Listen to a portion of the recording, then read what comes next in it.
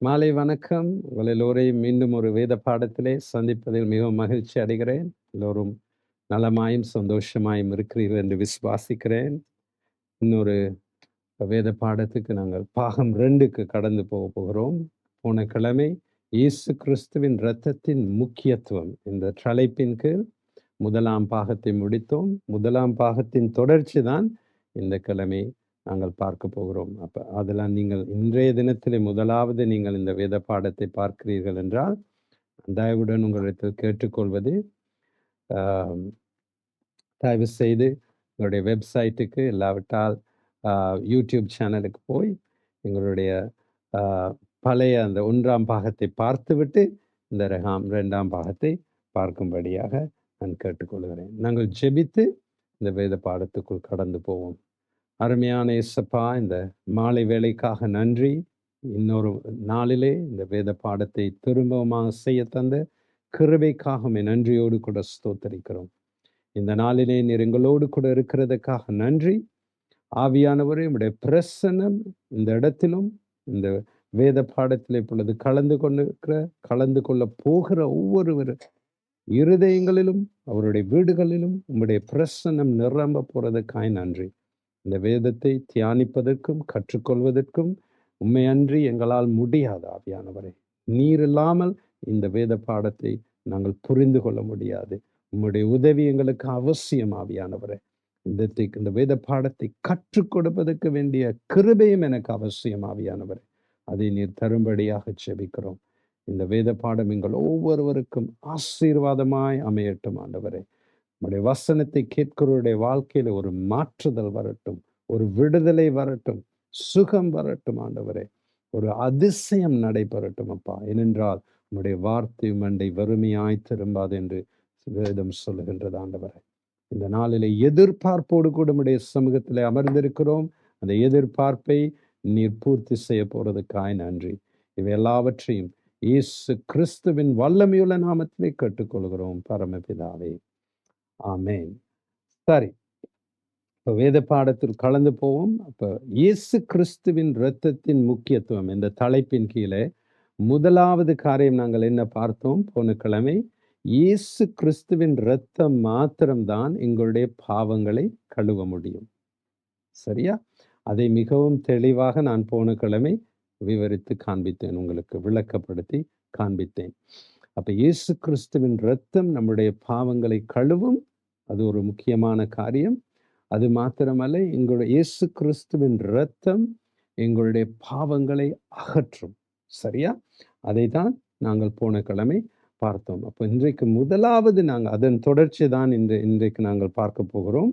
முதலாவது வேத வாசிப்பு என்னன்னா, எபிரேயர் 9ஆம் அதிகாரம் 22ஆம் வசனத்தை நாங்கள் பார்ப்போம். வேத பாடத்துக்கு நீங்கள் வரும்போது உங்களுடைய வேத புத்தகத்தை கொண்டு வர வேண்டும், ஒரு நோட் புக்கை கொண்டு வர வேண்டும், பேனா பென்சிலை கொண்டு வந்து நான் சொல்வதை எழுதி அவைகளை வேதத்திலே ஆராய்ந்து அவைகள் இருக்கிறதா இல்லையா என்பதை நீங்களே பார்க்க வேண்டும். நான் சொல்லுகிறேன் என்று எல்லாவற்றையும் நம்பக்கூடாது. அப்படிதான் நாங்கள் இந்த கடைசி நாட்களிலே எல்லாத்தையும் ஆராய்ந்து அறிந்து நலமானதை பற்றி கொள்ளுகிற கிறிஸ்தவர்களா இருக்க வேண்டும். தெசலோனிக்கேயர் சபைக்கு அதை தான் பவுல் சொன்னார். எல்லாவற்றையும் ஆராய்ந்து அறிந்து நலமானதை பற்றி கொள்ளுங்கள். சரியா? இப்ப எபிரேயர் 9ஆம் அதிகாரம், டிவி ஆன் பண்ணி நினைக்கிறேன். எபிரேயர் 9ஆம் அதிகாரம் 22ஆம் வசனம் என்ன சொல்லுகிறது என்றால், நியாயப்பிரமாணத்தின்படி கொஞ்சம் குறைய எல்லாம் இரத்தத்தினாலே சுத்திகரிக்கப்படும். இரத்தம் சிந்துதல் இல்லாமல் மன்னிப்பு உண்டாகாது. சரியா? நல்லா கவனியுங்க. நியாயப்பிரமாணத்தின்படி, தேவனுடைய நியாயப்பிரமாணத்தின்படி கொஞ்சம் குறைய எல்லாம் இரத்தத்தினாலே சுத்திகரிக்கப்படும். அப்ப இரத்தம் இல்லாமல் சுத்திகரிப்பு இல்லை. சரியா? அப்ப இரத்தம் சிந்துதல் இல்லாமல் மன்னிப்பு உண்டாகாது. அப்ப உங்களுடைய பாவங்களுக்கு மன்னிப்பு, பரிசுத்த இரத்தம் சிந்தப்பட வேண்டும். அப்ப நான் போன கிழமை விளங்கப்படுத்தினேன், எப்படி இயேசு கிறிஸ்துவின் இரத்தம் மாத்திரம்தான் பரிசுத்த இரத்தம் என்று. அப்ப அந்த இரத்தம் சிந்தப்பட்டதினால்தான் பாவ மன்னிப்பு கிடைத்தது. அது மாத்திரமல்ல, பாவம் அகற்றவும் பட்டது. சரியா? இப்ப பாவ மன்னிப்பு அவசியம், பாவம் அகற்றப்படுதலும் அவசியம். அப்ப இயேசு கிறிஸ்துவின் இரத்தத்தின் முக்கியத்துவம் என்னன்னா, அது இயேசு கிறிஸ்துவின் இரத்தம் இல்லாமல் பாவ மன்னிப்பே இல்லை. பாவ மன்னிப்பு கிடைப்பது இயேசு கிறிஸ்துவின் இரத்தம் சிந்தப்பட்டதினால்தான். அப்ப இன்றைக்கு இந்த வேத பாடத்தை நீங்கள் கேட்டுக்கொண்டு இருக்கிறீர்கள் என்றால், உங்களுடைய பாவம், நாங்கள் பிறந்ததே பாவியாக தான் பிறந்தோம்.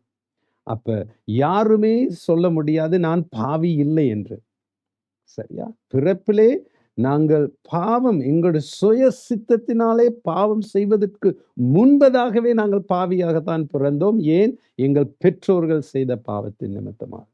பாவம் தலைமுறை தலைமுறையாய் கடந்து வருகின்றது. அப்ப யாரும் இந்த பூமியிலே பிறந்த யாருமே சொல்ல முடியாது நான் பாவி இல்லை என்று.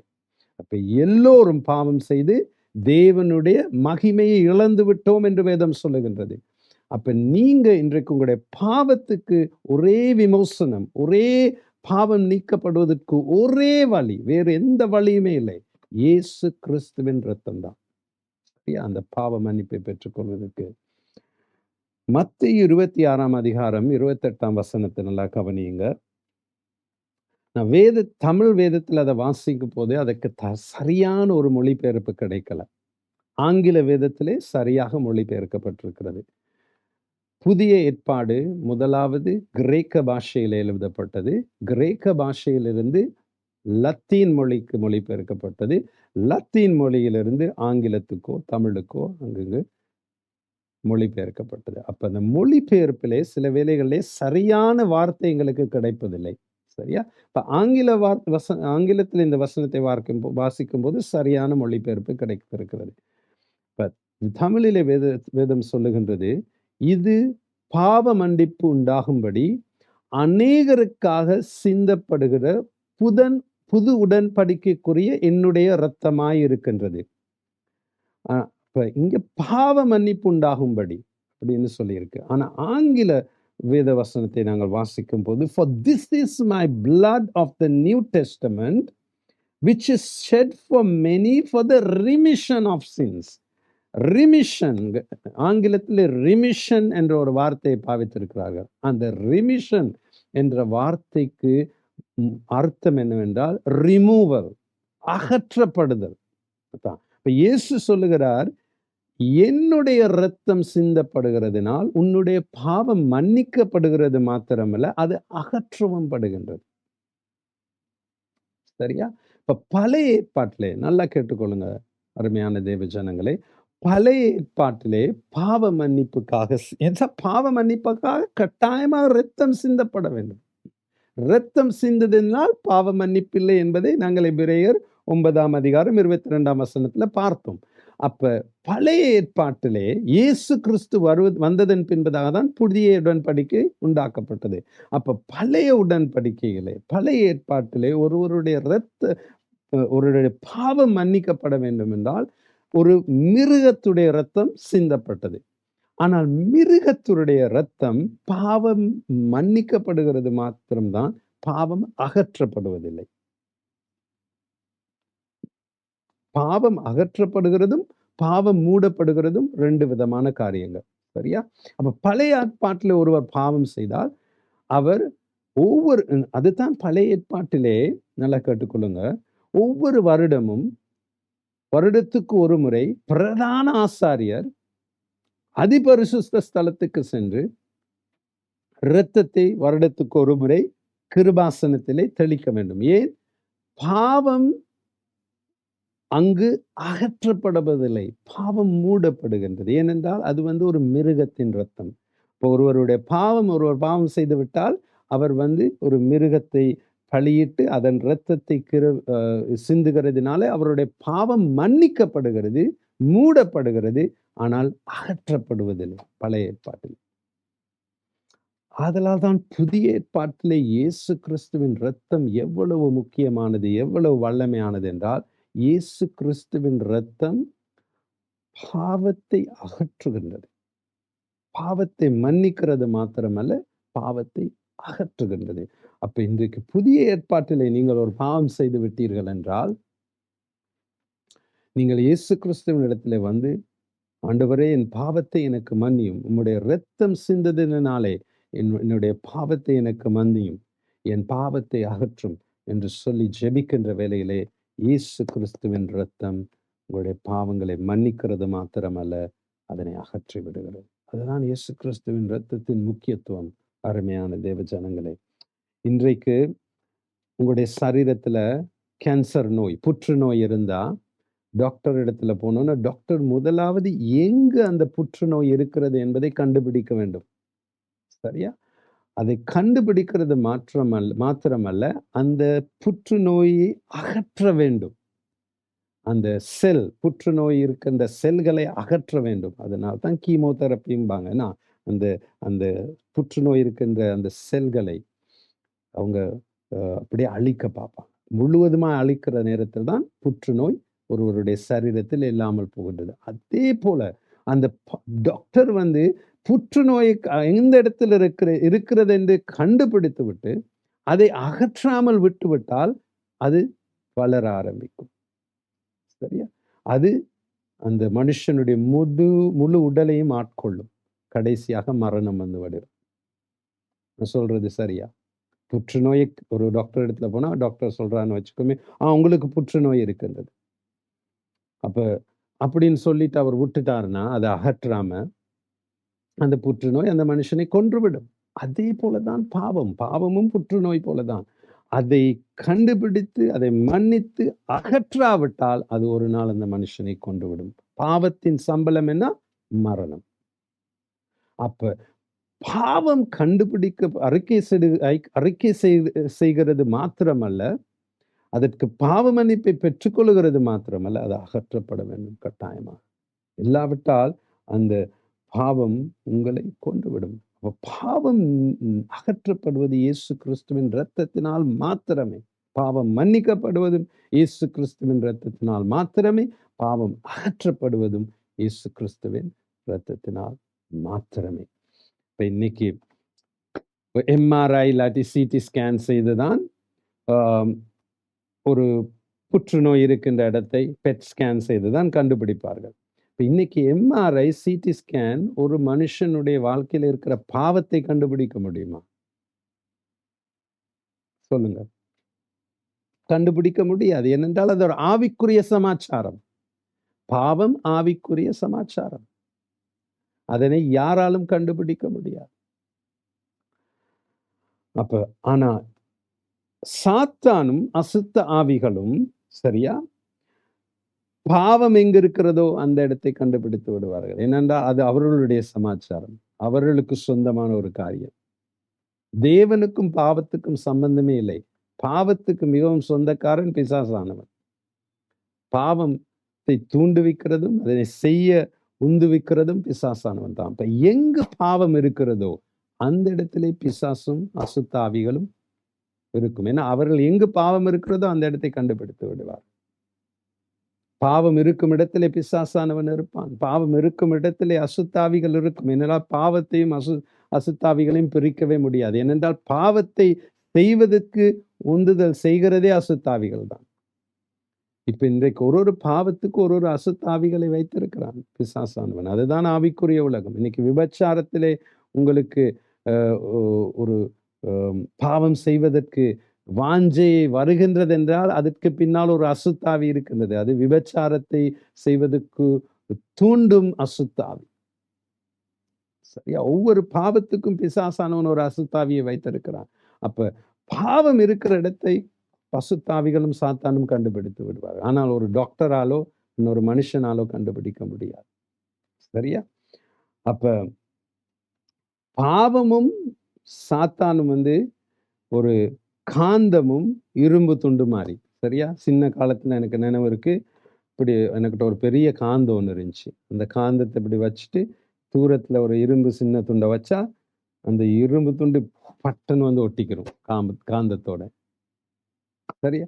அப்ப தூர வச்சாலும் இப்படியே வந்து இப்படி இப்படி இப்படி வந்து ஒட்டிக்கிறோம். அதே மாதிரிதான் பிசாசும்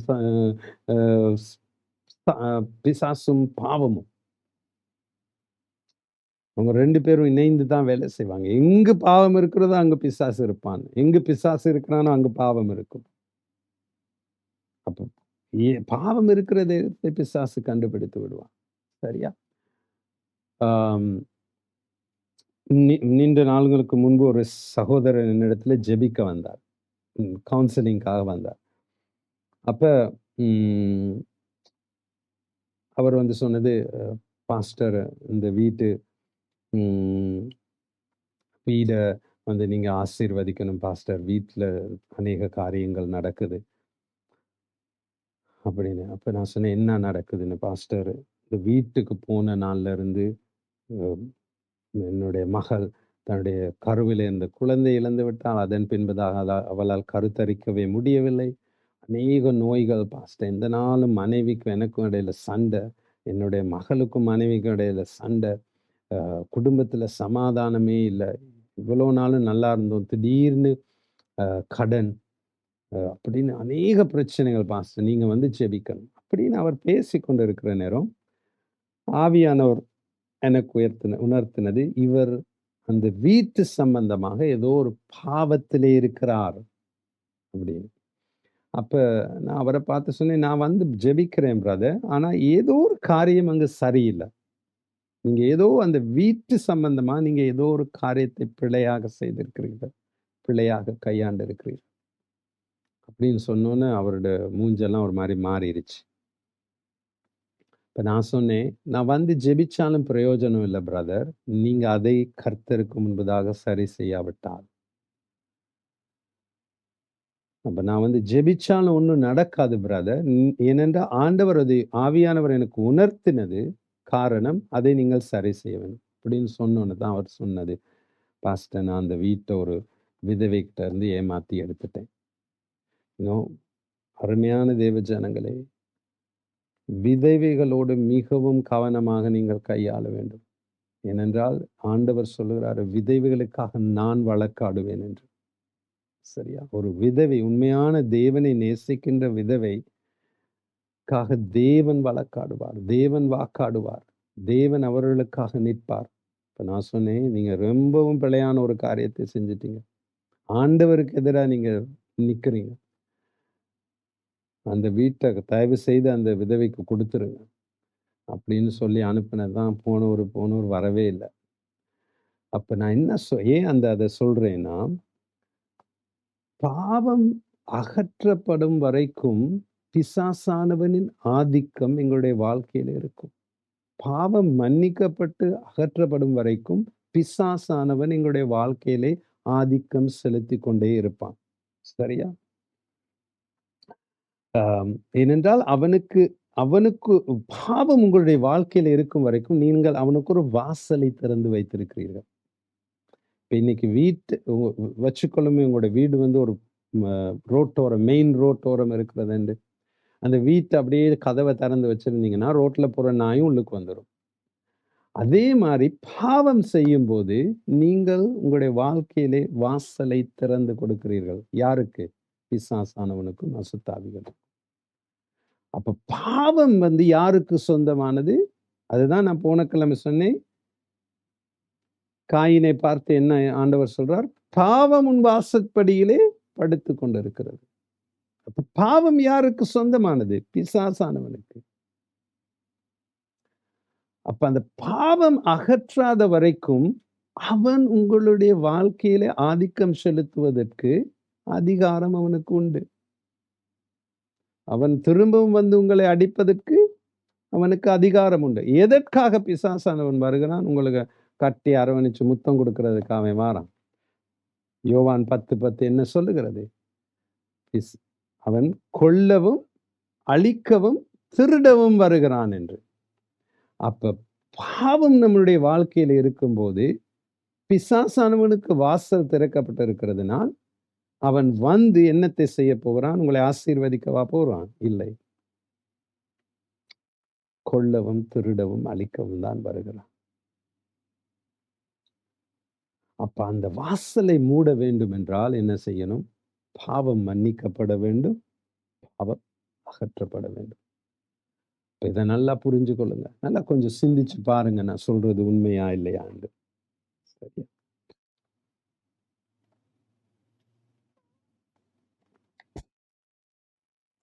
அப்ப போன கிழமை நாங்க பார்த்தோம், பிசாசானவனும், அசுத்த ஆவிகளும் கீழ்ப்படுகின்ற ஒரே ஒரு நாமம் இயேசுவின் நாமம். அவைகள் பயப்படுகிற ஒரே ஒரு காரியம் இயேசு கிறிஸ்துவின் இரத்தம். இந்த 2 காரியங்களுக்கு தான் பிசாசும் அவனுடைய அசுத்த ஆவிகளும் பயந்து கீழ்ப்படுகிறது இயேசு கிறிஸ்துவின் நாமத்துக்கும், அவருடைய இரத்தத்திற்கும். மற்ற எந்த காரியத்துக்கும் அவைகள் அடங்கப் போவதும் இல்லை, கீழ்ப்படியப் போவதும் இல்லை. வேறு எந்த நாமத்தை நீங்கள் பாவிச்சாலும் அவைகள் கேட்கப் போவதும் இல்லை, காது கொடுக்கப் போவதும் இல்லை. ஆல்பர்ட் ஐன்ஸ்டைனின் நாமத்தினாலே உன்னை கடிந்து கொள்கிறேன்னா போன்ட்டு போயிருங்க பிசாசுகள். பில் கேட்ஸின் நாமத்தினாலே உன்னை கடிந்து கொள்கிறேன்னா கேட்காது. அவன் பணக்காரனா இருந்தா எனக்கு அவன் யாரு? ஆனால் இயேசுவின் நாமத்தில் சொல்லும்போது வசனம் சொல்லுகிறது, பிலிப்பியர் 2ஆம் அதிகாரத்துல வசனம் சொல்லுகின்றது, இயேசுவின் நாமத்தை பிதாவானவர் எல்லா நாமங்களுக்கு மேலாகவும் உயர்த்தி இருக்கிறார். அவருடைய நாமத்தை நாங்கள் சொல்லும்போது முழங்கால்கள் யாவும் எங்கு? வானத்திலும் பூமியும் பூமிக்கு கீழும் மடங்க வேண்டும் என்று. அதுதான் இயேசுவின் நாமம். இயேசுவின் நாமத்தினை விசுவாசத்தோடு ஒரு தேவனுடைய பிள்ளை உச்சரிக்கும் போது பிசாசு நடுங்கும், முழங்கால் படியிடும். அசுத்தாவிகள் நடுங்கும், முழங்கால் படியும். இயேசு கிறிஸ்துவின் இரத்தத்தினாலே என்று சொல்லும்போது அவைகளுக்கு நடுக்கம் ஏற்படும். இந்த 2 காரியங்களுக்கு மாத்திரம்தான் அருமையான தேவ ஜனங்களே ஆவிக்குரிய உலகம் அடங்கும், அசுத்த ஆவிகள் அடங்கும், வேறு எதற்கும் அல்ல. அப்ப பாவத்தை வைத்துக்கொண்டு நீங்கள் இயேசு கிறிஸ்துவின் நாமத்தை உச்சரிக்கும் போது அதிலே வல்லமை இருக்காது.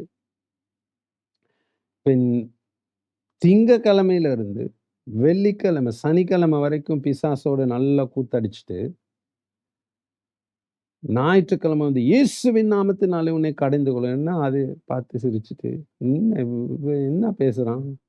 திங்கக்கிழமையிலேருந்து சனிக்கிழமை வரைக்கும் என்னோட கூத்தடிச்சுட்டு, இப்ப இயேசுவின் நாமத்தை. அந்த மாதிரி சரிப்பட்டு வராது. பரிசுத்தமாய் வாழ்ந்து பாவத்துல நாங்கள் விழலாம். மறுபிறப்பின் அனுபவத்தை பெற்றுக்கொண்ட பின்பும் பாவத்திலே சில வேளைகள் நாங்கள் அறியாமல் விழுந்து விடலாம். ஆனால் நாங்கள் திரும்பவும் வந்து மன்னிப்பு கேட்டு, ஆண்டவரே இந்த பாவத்தை அகற்றிவிடும் என்று திரும்பவும் தேவனோடு நடக்க வேண்டும். அப்படிப்பட்ட சில வேளைகளில் எங்களை அறியாமல் நாங்கள் விழுந்து போகலாம். மற்றபடி தொடர்ச்சியாக பாவம் செய்து கொண்டு, எங்களுடைய சுய சித்தத்தினாலே பாவம் செய்து கொண்டு, இயேசுவின் நாமத்தை உபயோகிக்கும் போது அதில் வல்லமை காண முடியாது அருமையான தேவஜனம். அதனால் பிசாசானவனும் அசுத்த ஆவிகளும் இந்த விஞ்ஞானத்துக்கோ தொழில்நுட்ப வளர்ச்சிகளுக்கோ கீழ்ப்படிய போவதில்லை. நான் போன கிழமை ஒரு கதையை சொன்னேன். ஒரு வீட்டுக்கு ஜெபிக்க போனேன். நினைவிருக்கும் என்று உங்களுக்கு விசுவாசிக்கிறேன். பணத்துக்கு பிசாசானவன் அடிமையாக போவதில்லை. பணம் ஆவிக்குரிய உலகத்திலே சாதாரண ஒரு பேப்பர். சரியா? இன்னைக்கு அநேக பணக்காரர்கள் பணம் இருந்து கொண்டும் வாழ்க்கையில ஒன்றும் செய்து கொள்ள முடியவில்லை. ஏன்னா அசுத்த ஆவிகளின் கிரியைகள் அவருடைய வாழ்க்கையில் இருக்கும்போது பணம் என்ன பிரயோஜனம்? என்னை சந்திக்க ஒரு சகோதரி வந்திருந்தாங்க. கொழும்பு 7 தான் கொழும்பு 7ல இருந்து தான் அவங்க வந்தாங்க. கொழும்பு 7 என்ற பகுதி உங்களுக்கு தெரியும். அநேக பணக்காரர்கள் வாழும் ஒரு பகுதி. அந்த சகோதரி வந்து என்னிடத்துல சொன்னது, பாஸ்டர் எனக்கு கனடால ஒரு வீடு இருக்கு, ஆஸ்திரேலியால ஒரு வீடு இருக்கு, இங்க 2, 3 வீடு இருக்கு. நான் இப்ப இங்க இருக்க கொழும்பு 7ல இருக்க வீட்ல 5 பெட்ரூம். என்ன வாகனம் இருக்கோ சொல்லுங்க, எல்லா வாகனமும் கராஜ்ல இருக்கு. சல்லி எவ்வளோ இருக்கு. ஆனா ஒரு 5 ஹவர், 6 ஹவர் தூங்குறதுக்கு எனக்கு எவ்வளவு வேணாலும் நான் பணம் கட்ட தயாரா இருக்கிறேன். 5 பெட்ரூம் இருந்து, 5 கட்டில் இருந்தும் தூக்கம் இல்ல. ஏன்? வாழ்க்கையிலே சமாதானம் இல்லை. வாழ்க்கையிலே சஞ்சலங்கள். அப்ப பணம் ஆவிக்குரிய உலகத்திலே பேசாது. பூமியிலே பேசலாம், ஆவிக்குரிய உலகத்திலே பேசாது. பணத்துக்கு ஆதிக்கம் இல்லை ஆவிக்குரிய உலகத்திலே. இயேசுவின் நாமத்துக்கும், இயேசுவின் இரத்தத்துக்கு மாத்திரம்தான் ஆவிக்குரிய உலகத்திலே ஆதிக்கம் உண்டு. சரியா? அப்ப இயேசு கிறிஸ்துவின் இரத்தத்தின் வல்லமையை குறிச்சு நல்லா புரிஞ்சு கொள்ளுங்க தேவ ஜனங்களே. நான் ஒரு சலூனுக்கு ஒரு தடவை ஜெபிக்க போனேன். சரியா? அந்த சலூன் சொந்தக்காரர் சொல்லியிருந்தாரு, பாஸ்டர் வந்து சலூனை பிளஸ் பண்ணுங்க. சரி நம்ம போனா இப்போ சலூனை பிளஸ் பண்ண நான் வர்ஷிப் பண்ணிட்டு இன்னொரு பாஸ்டரும் என்னோடு கூட வந்திருந்தாரு. சலூனை வர்ஷிப் எல்லாம் நாங்கள் பண்ணிட்டு சலூனை பிளஸ் பண்ணினோன்னு அந்த சலூன் சொந்தக்காரர் சொன்னார், நம்முடைய ஸ்டாஃபுக்கெல்லாம் நீங்கள் ஜெபிச்சா நல்லமே பாஸ்டர். சரி அப்படின்னு ஜெபிக்க தொடங்கினா இவ்வளோ உயர கட்ட புல்ல ஒன்று மற்ற எல்லாத்தையும் முன்னுக்கு அனுப்பிட்டு அது பின்னுக்கு போகுது. அப்போ எனக்கு விளங்கிருச்சு, அசுத்தாவி பிடிச்சிருக்கிற பிள்ளை தான் இது. சரி நான் அந்த பிள்ளைக்கு கடைசியாக வந்து கையை வச்சோன்னு கீழே விழுந்து பரண்டு 4 வாலிபர்கள் அந்த பிள்ளையை பிடிக்க பார்த்தாலும் பிடிக்க முடியாது. அவ்வளவு பலன் அதுக்கு. அதுக்கு இல்லை, அதுக்குள்ளாக இருக்கிற அசுத்தாவிக்கு. சரின்னு இப்போ கஸ்டமர்ஸ் வர தொடங்கிட்டாங்க சலூனுக்குள்ள. சரின்னு அந்த பிள்ளையை தூக்கி கொண்டு போய் அவங்களுடைய லஞ்ச் ரூமுக்கு கொண்டு போயாச்சு. கொண்டு போய் ஜெபிச்சு எத்தனை அசுத்தாவிகள் இருந்துச்சு அந்த பிள்ளைக்குள்ளான்னு எனக்கு தெரியல. அந்த பிள்ளைய வந்து சிறு காலத்துல இருந்தே காளிக்கு பிரதிஷ்டை பண்ணப்பட்ட ஒரு பிள்ளை. சரியா? அப்ப ஜெபிக்கிற நேரம் அதற்குள்ளாக இருக்கிற அசுத்தாவி சொல்லுது, இத்தனை வருஷம் நான் இந்த பிள்ளையோட கூட இருந்துட்டேன், ஏன் என்னைய விரட்ட பாக்குறீங்க? இன்னும் கொஞ்ச நாள் தானே, இந்த பிள்ளைய நான் கொண்டு போயிருவேன் தானே. அப்ப என்ன செய்ய பாக்குது அந்த அசுத்தாவி? இந்த பிள்ளைய கொல்ல பாக்குது.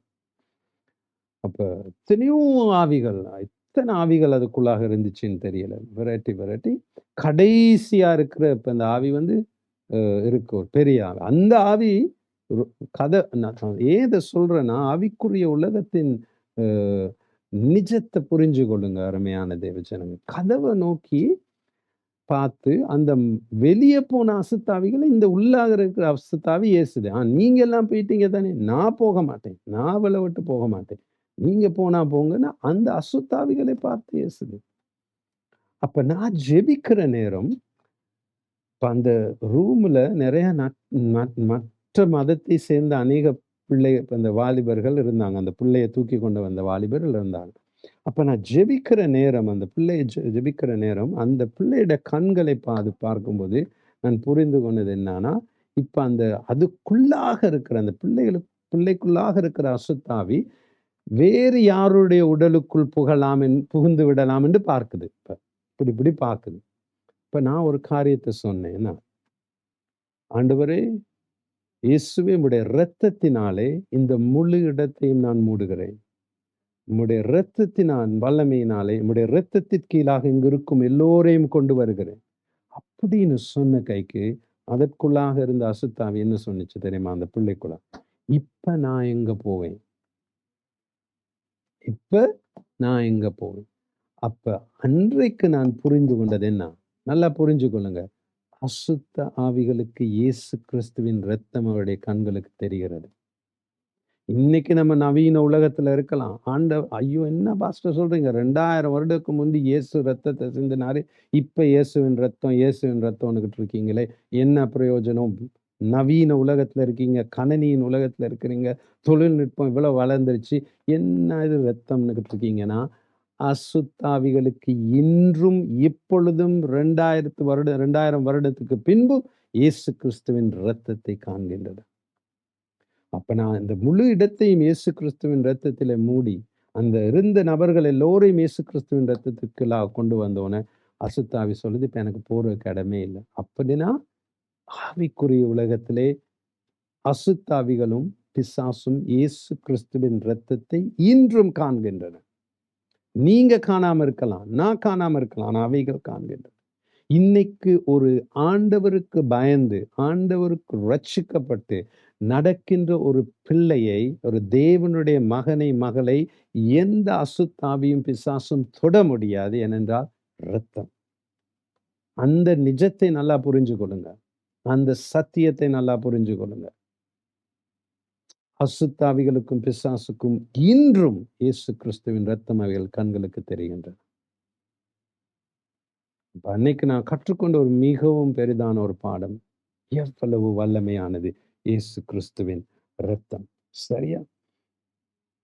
அப்ப நம்ம என்ன இன்னைக்கு புரிஞ்சு கொள்கிறோம்? இயேசு கிறிஸ்துவின் ரத்தம் பாவத்தை மன்னிக்கிறது மாத்திரமல்ல, அது பாவத்தை அகற்றுகின்றது. சரியா? என்னாகமம் 14ஆம் அதிகாரம் 18ஆம் வசனத்துக்கு போங்க. என்னாகம் 14ஆம் அதிகாரம் 18ஆம் வசனம். இப்ப பழைய ஏற்பாட்டுல ஏன் தேவன் இந்த வார்த்தையை சொல்லுகிறாருன்னு பார்ப்போம்.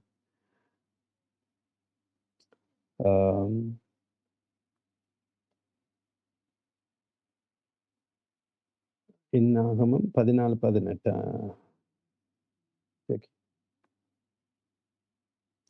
19வது வசனத்தை பாருங்க ஜெகி.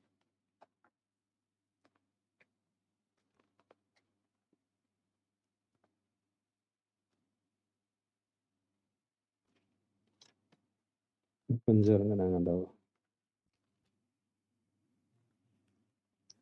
வசனத்தை உங்களுக்கு நான் பார்த்து சொல்றேன்.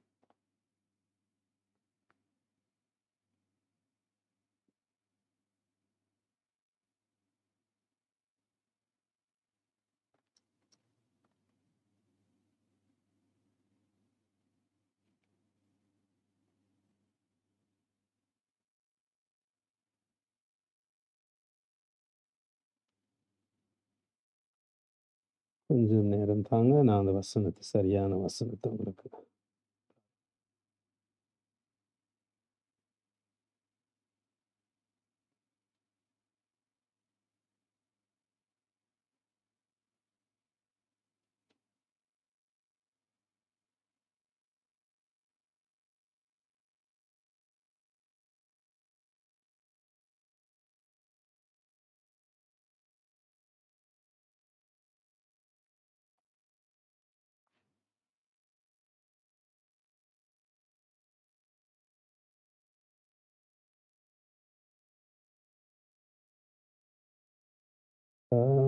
என்னாகமம் 14:18 ஆங்கிலத்துல 14:18 சொல்லுது.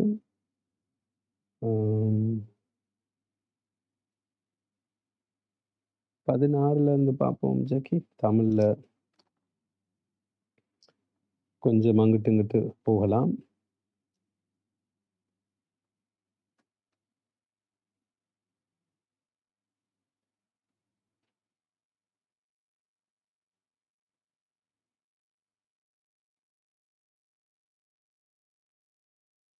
பதினேழாவது வசனத்துக்கு போங்க ஜக்கி. தமிழ்ல 17வது வசனம். சரி, ஆங்கிலத்துல 18வது வசனம்னு காமிக்குது. என்னாகமம் 14ஆம் அதிகாரம் 17. ஆகையால் கர்த்தர், ஏன் இந்த வசனத்தை கர்த்தர் சொல்லி இருக்கிறாங்க காண்பிக்கணும் நான் உங்களுக்கு. ஆகையால் கர்த்தர் நீடிய சாந்தமும் மிகுந்த கிருபையுள்ளவர் என்றும் அக்கிரமத்தையும் மீறுதலையும் மன்னிக்கிறவர் என்றும் குற்றமற்றவர்களாக விடாமல் பிதாக்கள் செய்த அக்கிரமத்தை பிள்ளைகளிடத்தில் 3ஆம் 4ஆம் தலைமுறை மட்டும் விசாரிக்கிறவர் என்றும் நீர் சொல்லி இருக்கிறபடியே. அந்த வசனத்தை அப்படியே பார்ப்போம் ஜக்கி. அப்ப பழைய ஏற்பாட்டுல ஏன் தேவன் பெற்றோர்களுடைய அக்கிரமங்களை 3ஆம் 4ஆம் தலைமுறை மட்டும் விசாரிக்கிறாரு? புதிய ஏற்பாட்டிலையும் அப்படி செய்யறாரா? பழைய ஏற்பாட்டுல பெற்றோர்கள் பாவம் செய்தா அந்த பாவத்தை 3ஆம் 4ஆம் தலைமுறை மட்டும் விசாரிக்கிறவர். ஏனென்றால் பழைய ஏற்பாட்டில் அருமையான தேவ பிள்ளைகளே, பாவம் அகற்றப்படுவதில்லை. பாவம் அகற்றப்படாததனால் 3ஆம் 4ஆம் தலைமுறை மட்டும் ஆண்டவர் பெற்றோர்களுடைய பாவங்களை, அக்கிரமங்களை, குற்றங்களை பிள்ளைகளின் மேல் விசாரிக்கிறேன் என்கிறார். ஆனா புதிய ஏற்பாட்டுக்கு வந்தீங்கன்னா, எபிரேயர் 8ஆம் அதிகாரம் 12ஆம் வசனத்தை பாருங்க. எபிரேயர் 8ஆம் அதிகாரம் 12ஆம் வசனம். ஏனெனில் நான் அவர்கள் அநியாயங்களை கிருபையாய் மன்னித்து அவர்கள் பாவங்களையும் அக்கிரமங்களையும் இனி நினையாமல் இருப்பேன் என்று கர்த்தர் சொல்லுகிறார். அப்ப பழைய ஏற்பாட்டுல சொல்றாரு, அவர்களுடைய குற்றங்களை 3ஆம் 4ஆம் தலைமுறை மட்டும் விசாரிப்பேன் அப்படிங்கிறார். புதிய ஏற்பாட்டிலே அவர்கள் பாவங்களையும் அக்கிரமங்களையும் இனி நினையாமல் இருப்பேன் என்று கர்த்தர் சொல்லுகிறார். இப்ப என்ன வித்தியாசம்? புதிய ஏற்பாட்டிலே இயேசு கிறிஸ்துவின் இரத்தம் சிந்தப்பட்டிருக்கிறது. பழைய ஏற்பாட்டிலே பாவம் அகற்றப்படாது. ஏனென்றால் அது மிருகத்துடைய இரத்தம். புதிய ஏற்பாட்டிலே அவர் உங்களுடைய பாவங்களை நான் நினையாமல் இருப்பேன். மன்னிப்பு கேட்கிற நேரத்தில் அந்த பாவங்களை மன்னித்து அகற்றி விடுவேன். அதெல்லாம் நான் அதை இனி நினைக்காமல் இருப்பேன். அப்ப புதிய ஏற்பாட்டிலே நாங்க பாவம் செய்து உண்மையாக மனஸ்தாபப்பட்டு மனம் திரும்பி வந்து மன்னிப்பு கேட்கின்ற வேளையிலே தேவன் அந்த பாவத்தை அகற்றி விடுவார். நீங்கள் அதற்கு மன்னிப்பு கேட்டதன் பின்பதாக திரும்பவும் போய் ஆண்டவரே 2010 நான் இதை செஞ்சேனே அப்படின்னா ஆண்டவர் சொல்றாரு, என்னுடைய புத்தகத்துல அப்படி ஒரு ரெக்கார்டு இல்லையே. ஏனென்றால் அவர் அதை அகற்றி விட்டார். அதுதான் இயேசு கிறிஸ்துவின் இரத்தத்தின் முக்கியத்துவம்.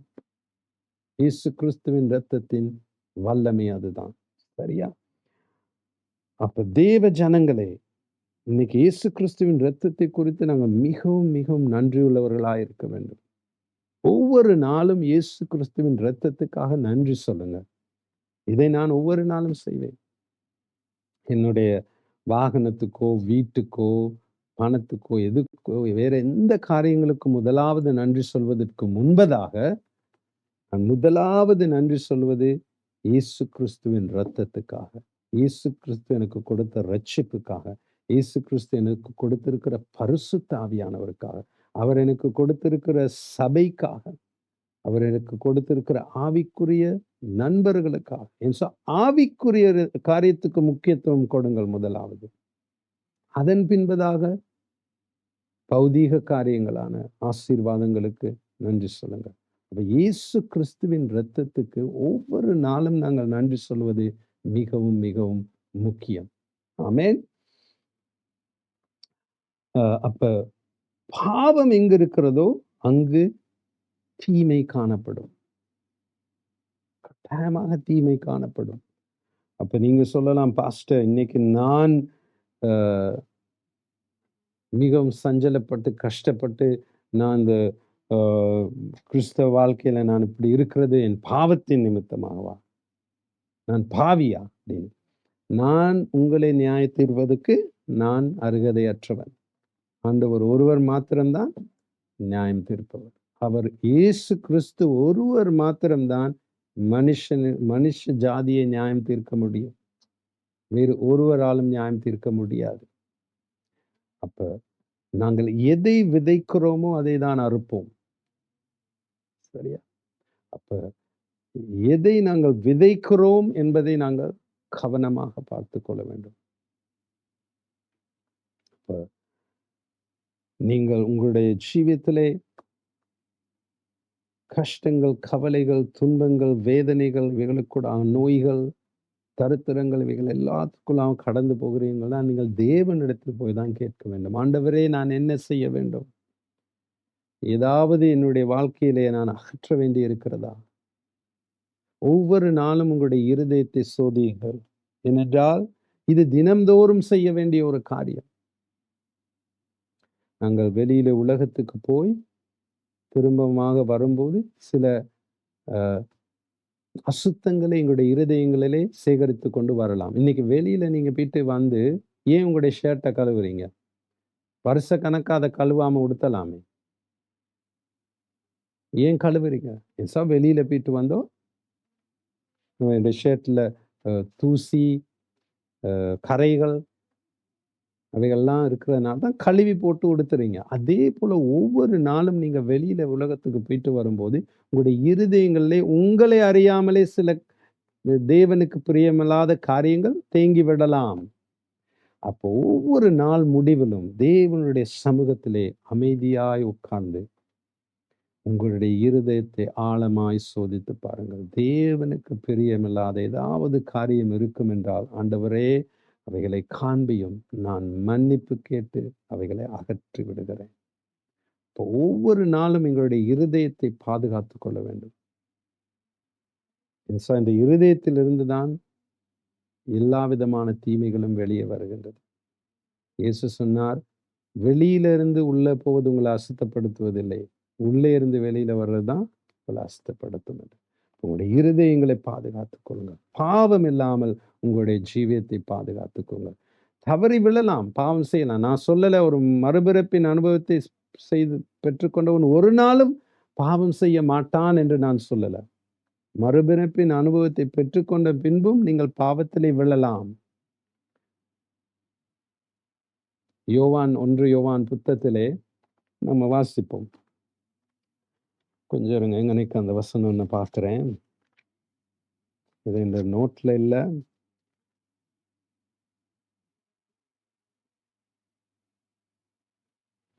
1 யோவான் 2ஆம் அதிகாரம் 1ஆம் வசனம் பார்ப்போம். என் பிள்ளைகளை, யாரை குறித்து சொல்லுகிறார்? தேவனுடைய பிள்ளைகளை குறித்து தான் யோவானின் பிள்ளைகளைன்னு சொல்றாரு. என் பிள்ளைகளை, நீங்கள் பாவம் செய்யாதபடிக்கு இவைகளை உங்களுக்கு எழுதுகிறேன் அப்படின்னு சொல்லிட்டு அவர் சொல்றார். நீங்க பாவம் செய்யாம இருக்கிறதுக்கு கட்டாயமா முயற்சிக்கணும். ஒருவன் பாவம் செய்வானானால், அப்படியும் நீங்க பாவம் செய்யக்கூடாது ஆண்டவரே, பரிசுத்தமாய் வாழணும்னு இருந்தும் சில வேளைகளில் நீங்கள் பாவத்திலே விழுந்து விடலாம். ஒருவன் பாவம் செய்தானானால் நீதிபரராயிருக்கிற இயேசு கிறிஸ்து நமக்காக பிதாவினிடத்தில் பரிந்து பேசுகிறவராய் இருக்கிறார். சரியா? அப்ப இன்னொரு வசனம் உங்களுக்கு, யோவான் 1ஆம் அதிகாரம் 8ஆம் வசனம். 1 யோவான், சாரி ஜாக்கி, 1 யோவான் 1ஆம் அதிகாரம் 8ஆம் வசனம். நமக்கு பாவம் இல்லை என்போமானால் நாமே வஞ்சிக்கிறவர்களாயிருப்போம், சத்தியம் நமக்குள் இராது. யாருக்கு எழுதுறாரு? தேவனுடைய பிள்ளைகளுக்கு எழுதுறாரு. அப்ப மறுபிறப்பின் அனுபவத்தை பெற்றுக்கொண்ட பிறகு நான் பாவமே செய்யலைன்னு யாராவது சொல்லுவீங்கன்னா, தயவு செய்து உங்கள்கிட்ட கவுன்சிலிங்க்கு நான் வரணும். ஏன்னா மறுபிறப்பின் அனுபவத்தின் பெற்றுக்கொண்ட பிறகு நாங்க பாவம் செய்யறதுக்கு வாய்ப்புகள் உண்டு. ஆனா தொடர்ச்சியா இல்ல, ஒவ்வொரு நாளும் காலையில் எழும்பும் போது, ஆண்டவரே நான் உமக்கு பரிசுத்தமாய் நான் இந்த நாளிலே வாழ வேண்டும் அப்படின்னு நீங்க வாஞ்சையோடு கூட எழும்பி அந்த நாளை ஆரம்பித்து, அறியாமலே நீங்கள் சில வேளையிலே சில பாவத்திலே விடும்போது உங்களுக்காக பரிந்து பேசுவதற்கு உங்களுக்கு பிதாவின் இடத்திலே நீதிபரராகிய இயேசு கிறிஸ்து இருக்கிறார். அப்ப ஒவ்வொரு நாளும் உங்களுடைய இருதயத்தை சோதிச்சு ஆண்டவரோடு கூட மிகவும் ஒரு குறுகிய கணக்கை வச்சுக்கொள்ளுங்க. அப்படின்னா இன்னைக்கு செஞ்ச பாவத்தை இன்னைக்கே மனஸ்தாபப்பட்டு மனம் திரும்பி மன்னிப்பு கேட்டு செட்டில் பண்ணிருங்க. இல்ல நான் ஞாயிற்றுக்கிழமை வரைக்கும் இருந்து ஞாயிற்றுக்கிழமை ஆராதனையில நான் மன்னிப்பு கேட்கிறேன் அப்படின்னு தள்ளி போட்டுக்கிட்டு இருக்காங்க. சரியா? அப்போதே பாவத்துல விழுந்துட்டீங்கன்னா மனஸ்தாபப்பட்டு மனம் திரும்பி மன்னிப்பு கேட்டு, ஆண்டவரே கிருபையை தாரும், திரும்பவும் இந்த பாவத்தை நான் செய்யாமல். அதுதான் கிறிஸ்தவ ஜீவியம். பாவமே செய்ய மாட்டேங்கிறது இல்ல. அப்படி ஒருத்தருமே இல்லை உண்மைக்குமே. அதனால் ஒவ்வொரு நாளும் உங்களுடைய இருதயத்தை நீங்கள் சோதித்து பார்ப்பது அவசியம். ஏனென்றால் பாவம் இருக்கும் இடத்திலே தீமை இருக்கும், பாவம் இருக்கும் இடத்திலே பிசாசுகள் இருக்கும், பாவம் இடத்திலே சாத்தான் இருப்பான். பாவத்தை எப்படியாவது அகற்றி விடுங்கள். அதற்கு இயேசு கிறிஸ்துவின் ரத்தம் அவசியம். ஆமென். அருமையான தேவஜனங்களே, நீங்க பாவம், நான் ஒரு கண்ட ஒரு மிகவும் ஒரு வஞ்சிக்கிற காரியம் என்னன்னா, பாவம் இருந்தாலும் நீங்கள் உங்களுடைய நோய்களிலிருந்து சுகமாக்கப்படலாம். சரியா? அதை குறித்து பிசாசானவன் சஞ்சலப்பட போவதில்லை. நான் இன்னைக்கு ஹீலிங் மீட்டிங்ல அநேகருக்கு ஜெபிக்கும்போது, எனக்கு தெரியும் அவர் பாவத்தில் தான் ஜீவிக்கிறாருன்னு. ஆனாலும் ஜெபிக்கிற நேரத்துல ஆண்டவர் அவரை சுகமாக்கிறாரு. ஏனென்றால் ஆண்டவர் அவருடைய வசனத்துக்கு அவர் உண்மையுள்ளவராயிருக்கிறார்.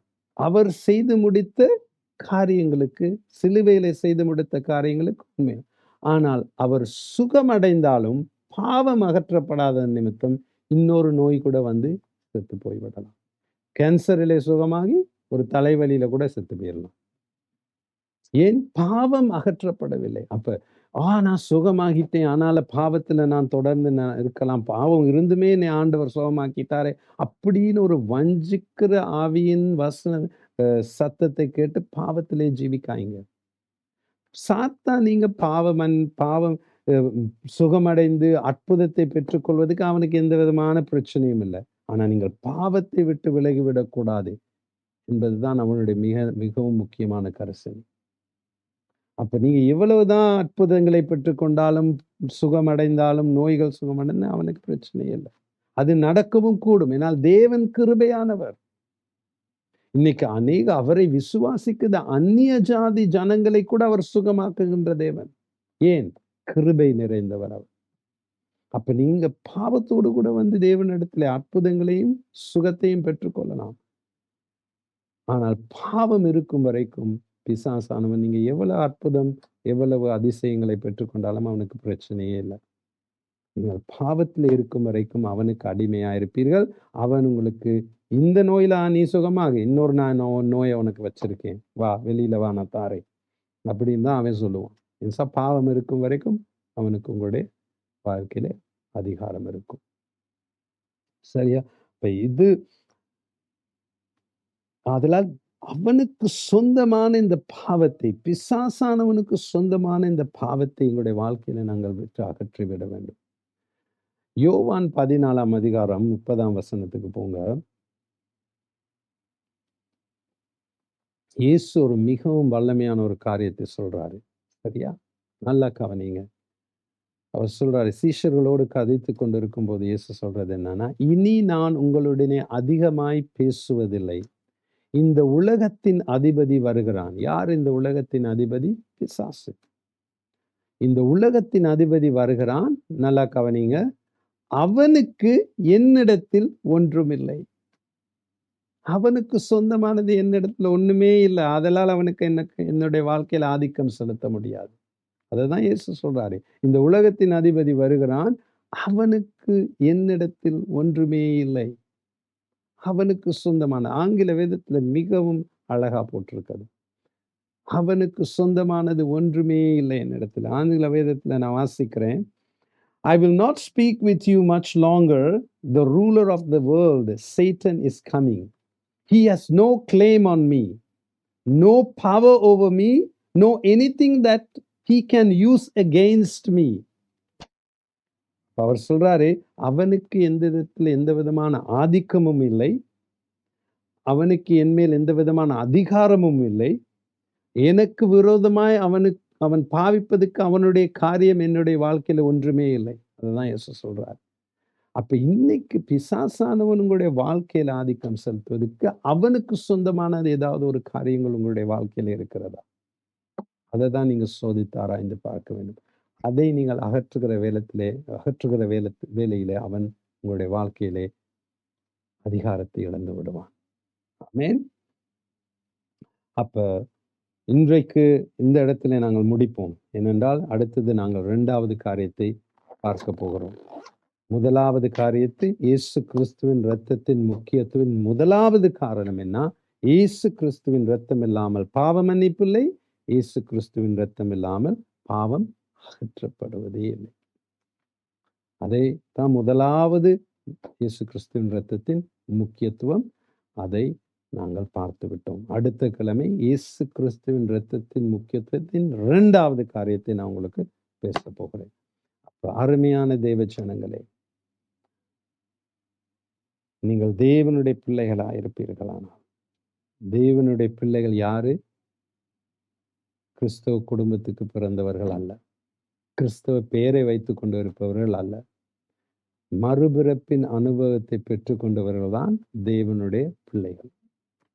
அப்ப தேவனுடைய பிள்ளையானால் நீங்கள் இயேசு கிறிஸ்துவின் இரத்தத்துக்கு ஒவ்வொரு நாளும் நன்றி சொல்லுங்க.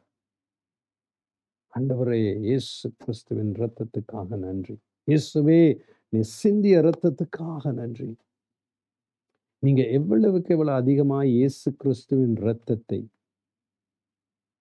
நன்றி சொல்லுகிறீர்களோ, அவ்வளவுக்கு அதிகமாய் பரிசுத்த ஆவியானவர் உங்களுடைய வாழ்க்கையிலே ஆதிக்கம் செலுத்துவார். ஏனென்றால் இயேசு கிறிஸ்துவின் இரத்தமும் பரிசுத்த ஆவியானவரும் ஒருவராய் இந்த இடத்துல கிரியை செய்கிறார்கள். இந்த பூமியிலே ஒன்றிணைந்து கிரியை செய்கிறார்கள். சரியா? இயேசு கிறிஸ்துவின் இரத்தம் மிகவும் முக்கியம். ஏனென்றால் பழைய ஏற்பாட்டுல, இதை மாத்திரம் நான் சொல்லி முடிக்கிறேன். பழைய ஏற்பாட்டுல இஸ்ரவேலர்கள் அடிமைகளாய் எகிப்திலே வாழும்போது ஆண்டவர் மோசே கூட கட்டளையிட்டது, பஸ்கா ஆட்டின் இரத்தம் சிந்தப்பட்ட உடனே இஸ்ரவேல் ஜனங்கள் விடுதலை ஆவார்கள். எப்படி? அந்த இரத்தம் சிந்தி அந்த வீட்டின் கதவிலே பூசப்பட்ட போது அன்றைக்கு தான் இஸ்ரவேலர்கள் விடுதலை ஆனார். விடுதலை ஆன உடனே யார் அவர்களை வழி நடத்தினது? பரிசுத்த ஆவியானவர். சரியா? மேகஸ்தம்பமாயும் அக்னி ஸ்தம்பமாயும் அவர்களை வழி நடத்தது பரிசுத்த ஆவியானவர். புதிய ஏற்பாட்டிலே இயேசு கிறிஸ்துவின் இரத்தம் சிந்தப்பட்டவன் பின்பதாக, அவர் உயிர்த்தெழுதன் பின்பதாக யார் வந்தது? பரிசுத்த ஆவியானவர். சபை பிறந்தது. சபையை பரிசுத்த ஆவியானவர் வழி நடத்தினார். அப்ப இயேசு கிறிஸ்துவின் இரத்தமும் பரிசுத்த ஆவியானவரும் இணைந்துதான் செயல்படுவார்கள். ஒரு தேவனுடைய பிள்ளை இயேசு கிறிஸ்துவின் இரத்தத்தை மதித்து துதிக்கும் போது, நன்றி செலுத்தும் போது, பரிசுத்த ஆவியானவருடைய ஆதிக்கம் உங்களுடைய வாழ்க்கையிலே மிகவும் வல்லமையா இருக்கும். அதனால் இயேசு கிறிஸ்துவின் இரத்தத்தின் முக்கியத்துவத்தை புரிந்து கொண்ட நீங்கள் இயேசு கிறிஸ்துவின் இரத்தத்தை உதாசீனம் செய்யாதீர்கள், இழிவாக எண்ணாதீர்கள். அது இனி எனக்கு என்ன பிரயோஜனம் என்று எண்ணாதீர்கள். முக்கியமான ஒன்று என்று அறிந்திருக்கிறீர்கள். அதனால் ஒவ்வொரு நாளும் இயேசு கிறிஸ்துவின் இரத்தத்துக்கு நன்றி சொல்லுங்க. ஆமென். நாங்கள் ஜெபிப்போம். நன்றி ஆண்டவரே, இந்த நாளிலே உங்களுடைய இரத்தத்தின் வல்லமையை குறித்து நீர் எங்களுக்கு கற்றுத்தந்ததுக்காக. பரிசுத்த ஆவியானவரே, இந்த வசனத்தை கேட்டுக்கொண்டிருக்கும் ஒவ்வொருடைய பிள்ளைகளுடைய வாழ்க்கையிலும் உங்களுடைய இரத்தத்தை குறித்ததான முக்கியத்துவத்தை உணர்த்தி அருளும் அப்பா. உங்களுடைய இரத்தத்தை, இயேசுவே, உங்களுடைய இரத்தத்தை குறித்து நன்றி செலுத்த, துதிக்க அவருடைய இருதயங்களிலே வாஞ்சையை கொடுத்தரணும். உங்களுடைய இரத்தம் அவருடைய பாவங்களை கழுவட்டும் அப்பா. உங்களுடைய இரத்தம் அவருடைய பாவங்களை அகற்றட்டும். ஆண்டவரே, இந்த மாலை வேளையிலே யார் யார் மனஸ்தாபப்பட்டு மனம் திரும்பி தங்களுடைய பாவங்களுக்காக மன்னிப்பு கேட்கிறார்களோ, அவருடைய பாவங்களை நீர் அகற்றுகிறதுக்காக நன்றி, மன்னிக்கிறதுக்காக நன்றி. இந்த நாளிலே அவருடைய வாழ்க்கையிலே பிசாசின் ஆதிக்கம் நிர்மூலமாகி போகிறதுக்காக நன்றி, நோய்கள் நிர்மூலமாகி போகின்றதற்காக நன்றி, கடன் தொல்லைகளின் ஆவிகள் அவர்களை விட்டு நீங்குவதற்காக நன்றி, தரித்திரத்தின் ஆவி அவர்களை விட்டு நீங்குகிறதுக்காக நன்றி, குடும்பத்தில் இருக்கும் சண்டை சச்சரவுகள் நீங்கி சமாதானம் வருகிறதுக்காக நன்றி. ஏனென்றால் இந்த நாளிலே அநேகர் மனஸ்தாபப்படுகிறார்கள், மனம் திரும்புகிறார்கள், உடைய இரத்தத்தின் கீழ் வருகிறார்கள். அப்பா, அற்புதத்தை செய்தரணும் அவருடைய வாழ்க்கையிலே. ஆண்டவரே, இந்த நாளிலே அநேக நோய்கள் சுகமாகிறதுக்காக நன்றி. ஏனென்றால் உங்களுடைய இரத்தம் அவருடைய பாவங்களை அகற்றுகின்றது. நன்றி இயேசுப்பா. பிசாசானவன் இந்த நாளிலே அநேக தேவனுடைய பிள்ளைகளுடைய வாழ்க்கையிலே அவருடைய ஆதிக்கத்தை அவன் இழந்து போகிறதுக்காக நன்றி. உங்களுடைய இரத்தத்தின் வல்லமையினாலே நன்றி ஆண்டவரே. உங்களுடைய இரத்தத்துக்காக உமக்கு நன்றி செலுத்துகிறோம். உங்களுடைய இரத்தத்துக்காக துதிக்கிறோம். இயேசுவே, நீர் சிந்திய இரத்தத்துக்காக நன்றி. எங்களுக்காக வந்து நீர் பரிசுத்தமாய் வாழ்ந்து உங்களுடைய பரிசுத்த இரத்தத்தை நீர் சிந்தியதற்காக நன்றி. அந்த பரிசுத்த இரத்தத்துக்கூடாக நாங்கள் பரிசுத்தவான்களாய் மாற்றப்பட்டிருக்கிறதுக்காக நன்றி ஆண்டவரே. ஆண்டவரே, ஒவ்வொருடைய இருதயங்களையும் மனசாட்சிகளையும் உங்களுடைய இரத்தம் கழுவுகின்றதுக்காக நன்றி. குற்ற உணர்வுகளை உங்களுடைய இரத்தம் நீக்கி நிவர்த்தி செய்கிறதுக்காக நன்றி ஆண்டவரே. இன்னைக்கு அநேக பேர் பாவ மன்னிப்பு கேட்டிருந்தாலும் உங்களுடைய மனசாட்சிகளை குற்ற உணர்வுகள் இருக்கின்றன. இயேசு கிறிஸ்துவின் இரத்தம் உங்களுடைய மனசாட்சியும் கழுவ வல்லமையா இருக்கின்றது. இந்த வேளையில, இந்த மாலை வேளையில உங்களுடைய கரங்களை உயர்த்தி சொல்லுங்க, ஆண்டவரே, நான் உம்மிடத்திலே பாவ மன்னிப்பு நான் கேட்டிருந்தாலும் சில செய்த காரியங்களின் குற்ற உணர்வுகள் என் மனசாட்சியை உறுத்தி கொண்டு இருக்கிறதப்பா. அவைகளை கழுவும் ஆண்டவரே, அகற்றும் ஆண்டவரே. அப்படி என்று சொல்லும்போது இயேசு கிறிஸ்துவின் இரத்தம் உங்களுடைய மனசாட்சியையும் கழுவும், அந்த குற்ற உணர்வை அகற்றும். இயேசுவின் நாமத்தினாலே, இயேசுவின் நாமத்தினாலே. நன்றி ஆண்டவரே. இந்த நாளிலே அநேகருக்கு விடுதலை கிடைக்கின்றதற்காக நன்றி. அநேகர் விடுதலை ஆகின்றதற்காக நன்றி. உடைய இரத்தத்தின் வல்லமையினாலே, உடைய இரத்தத்திற்காக நன்றி அப்பா. நன்றியோடு கூட துதிக்கிறோம் ஆண்டவரே. நன்றியோடு கூட ஸ்தோத்தரிக்கிறோம். ஒவ்வொரு வீடுகளையும், ஒவ்வொரு நம்முடைய பிள்ளைகள் நம்முடைய இரத்தத்தின் வல்லமைகளுக்கிலே கொண்டு வருகிறேன் ஆண்டவரே. எந்தெந்த வீடுகளிலோ, எந்தெந்த நபர்களுடைய வாழ்க்கையிலோ அசுத்தாவிகளின் ஆதிக்கம் காணப்படும் ஆயினேன், அவைகள் நிர்மூலமாகும்படி நான் கட்டளையிடுகிறேன் ஆண்டவரே. சில வீடுகள் அசுத்தாவிகளின் கிரியைகளுக்கு கீழ்பட்டு இருக்கின்றன. அந்த வீடுகள் இந்த நாளிலே அவர்கள் மனஸ்தாபப்பட்டு மனம் திரும்புகிற வேலைகளை அவருடைய வீடுகளிலே அசுத்தாவிகளின் கிரியைகள் நிர்மூலமாகி போகட்டும். அசுத்தாவிகளின் ஆதிக்கம் இருக்கும் ஒவ்வொரு பிள்ளைகளுடைய வாழ்க்கையிலும் அவருடைய இயேசுவே உம்முடைய இரத்தத்தின் வல்லமையினாலே அவனுடைய ஆதிக்கம் நீங்கி போகட்டும் அப்பா. விடுதலை கட்டளையிடுகிறேன் என்னுடைய இரத்தத்தின் வல்லமையினாலே. நன்றி இயேசப்பா. நன்றி ஆண்டவரே. நன்றி இயேசப்பா. நன்றி. நன்றியோடு கூட துதிக்கிறேன். நன்றியோடு கூட துதிக்கிறேன். நன்றியோடு கூட துதிக்கிறேன். ஆண்டவர் எனக்கு ஒரு காண்பிக்கும் ஒரு காரியம், ஒரு கரத்தை தேவன் காண்பிக்கின்றார். அந்த கரத்தில் ஒரு பித்தளை போன்ற ஒரு காப்பை தேவன் காண்பிக்கின்றார். அந்த காப்பை அருமையான சகோதரனை அகற்றி விடுங்கள் என்று நான் சொல்லுகிறேன். பரிசுத்த ஆவியானவரின் உந்துதலினாலே அந்த அந்த அந்த பித்தளையினாலே செய்யப்பட்ட அந்த காப்பை நீங்கள் அணிந்து கொண்டிருக்கிறீங்க. உங்களுடைய வலது கரத்துல அதனை நீக்கி எடுத்து போடுங்க. ஆதலால் உங்களுடைய அந்த அதை அணிந்த நாளிலிருந்து உங்களுடைய வாழ்க்கையில அநேக பிரச்சனை, அநேக நினைக்க முடியாத காரியங்கள் நடந்து விட்டன. அது அந்த அதனால் உங்களுக்கு அநேக பிரச்சனைகள் ஏற்பட்டிருக்கின்றன. அதை அகற்றி விடுங்க. தூக்கி எறிந்து விடுங்க. தேவன் உங்களுக்கு ஒரு விடுதலை தருவார். அதற்கூடாக அசுத்தாவிகளின் கிரியைகள் உங்களுடைய வாழ்க்கையில் இருப்பது அகன்று போய்விடும். அதனை அகற்றும் வேலையிலே உங்களை அழிப்பதற்காக யாரோ அதை கொடுத்திருக்கிறார்கள். அதை அகற்றி விடுங்கள். அகற்றி விட்டு தேவனிடத்திலே மனஸ்தாபப்பட்டு மனம் திரும்பி தேவனோடு கூட இணையுங்கள். ஆண்டவரோடு கூட நடங்கள். தேவன் உங்களுடைய வாழ்க்கையை மாற்றுவார். தேவன் உங்களுடைய வாழ்க்கையை மாற்றுவார். அதை அணிந்ததன் பின்பதாக உங்களுடைய வேலையை கூட நீங்கள் இழந்து விட்டு இப்பொழுது வேலை இல்லாமல் இருக்கிறீர்கள். தேவன் உங்களுக்கு ஒரு வழியை திறக்க ஆசையாயிருக்கிறார், ஆவலாயிருக்கிறார். தேவனுக்கு நீங்கள் கீழ்ப்படுகிற வேலைகளை தேவன் ஒரு அற்புதத்தை செய்வார். ஒரு வாசலை திறப்பார். உங்களுடைய சூழ்நிலை மாறும், உங்களுடைய வாழ்க்கை மாறும். இயேசு கிறிஸ்துவின் இரத்தத்தின் வல்லமையினாலே. ஆண்டவரே உமக்கு நன்றி. உமக்கு நன்றி இயேசப்பா. உங்களோடு கூட நீர் பேசுகின்றதுக்காக நன்றி. உம்மை துதிக்கிறேன் ஆண்டவரே. உம்மை துதிக்கிறேன் இயேசப்பா. நன்றி ஆண்டவரே. நன்றி இயேசப்பா.